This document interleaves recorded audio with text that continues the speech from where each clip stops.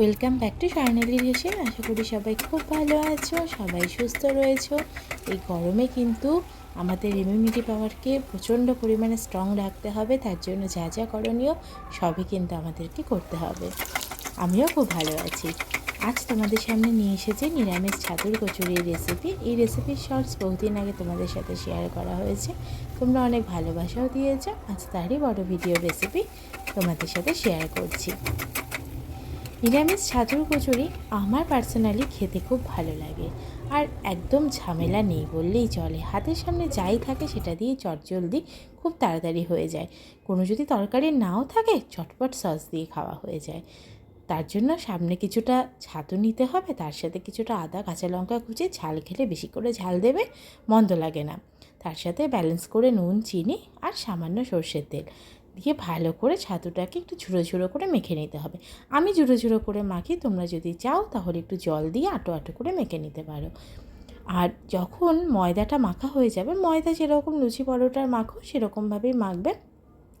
যখন মাখা হয়ে যাবে তা সেই সময় একটু হিং মিশিয়ে নেবে ছাতুর পুরটার মধ্যে। তারপরে ওই লেচিগুলোকে বাটির মতন করে ওই যে পুরটা তৈরি করেছো ছাতুর, সেটা ওই লেচির মধ্যে দিয়ে ভালো করে এঁটে এঁটে দিলেই দেখবে একটা শেপ হয়ে আসছে। তারপর দিয়ে কিন্তু ভালো করে মাথাটা, মুন্ডুটা যেটা রয়েছে ওটা ভালো করে পেঁচিয়ে নেবে, পেঁচিয়ে গোল্লা করে নেবে। তবে একটু ভালো করে এই জায়গাটা করতে হবে, খুব জোরেও না খুব আস্তেও না, যাতে বেরিয়ে না যায় বেলার সময়। দেখো এইরকম শেপ হবে। আর ময়দাটাকে খুব পাতলাও মাখবে না, খুব টাইট করেও মাখার দরকারই, নর্মাল যেরকম মাখি সেরকমই মাখবে। তারপর কিছুই না, তারপর তেল গরম করো। হ্যাঁ, তেলটা ভালো করে গরম হতে হবে, তবেই কিন্তু পুরিগুলো ফুলবে, না হলে ফুলবে না। তেল গরম হলে হালকা হাতে বেলে নিয়ে ব্যাস একটা করে ছাড়তে থাকো। এই সময় যে গন্ধটা বেরোবে না, আহা, মানে গন্ধেই তোমার অর্ধেক পেট ভরে যাবে। আমার দারুণ লাগে।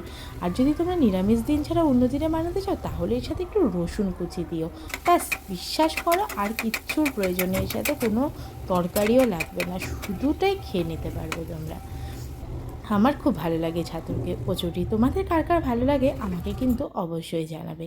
আর সেদিন এই ছাতুর কচুরির সাথে বানিয়েছিলাম নিরামিষ ঘুগনি, যার শর্টস আর বড় ভিডিও তোমাদের সাথে শেয়ার করাই রয়েছে। কেমন লাগলো অবশ্যই জানিও, ভালো লাগলে একটা লাইক করো। আর আমার ইউটিউব চ্যানেলটাকে ভালোবেসে থাকলে প্লিজ একটু সাবস্ক্রাইব করে দিও, যাতে আমি আরও ভালো রান্না তোমাদের সামনে নিয়ে আসতে পারি আর অনেক দূর এগোতে পারি তোমাদের আশীর্বাদে।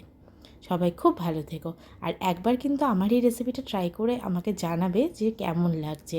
কথা দিচ্ছি তোমরা আর অন্যভাবে পুরি খাবে না। Bye bye.